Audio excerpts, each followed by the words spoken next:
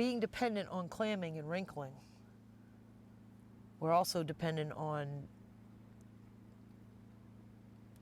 the environment, the habitat for the clams and the wrinkles. When we're clamming, we find a heck of a lot more clams underneath of seaweed in many places than you do on an open clam flat sometime.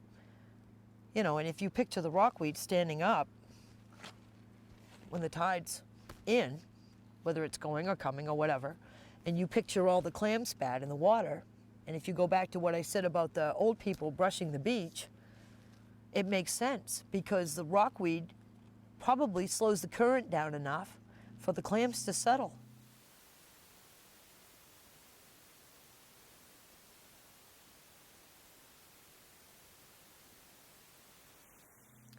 But we've always thought too that when the clams are really tiny like that and maybe digging in, that the rockweed protects them from 100-degree summer weather, from them burning up. It keeps them moist. They don't dry out.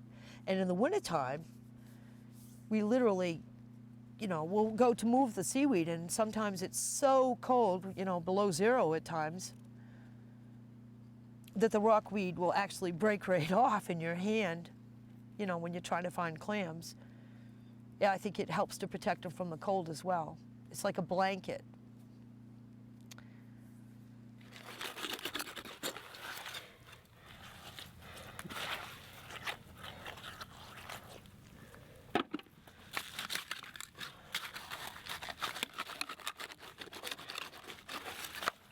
Usually every winter I go to the beaches and to pick wrinkles and stuff because that's when they usually bunch up the most.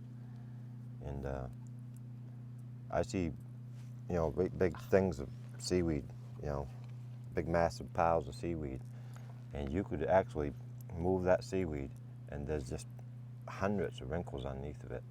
But anywhere there ain't no seaweed in the wintertime when it's really cold, probably like 10 degrees or 15 degrees out, that you look in the regular mud and stuff, you won't see no wrinkles or nothing, nowhere.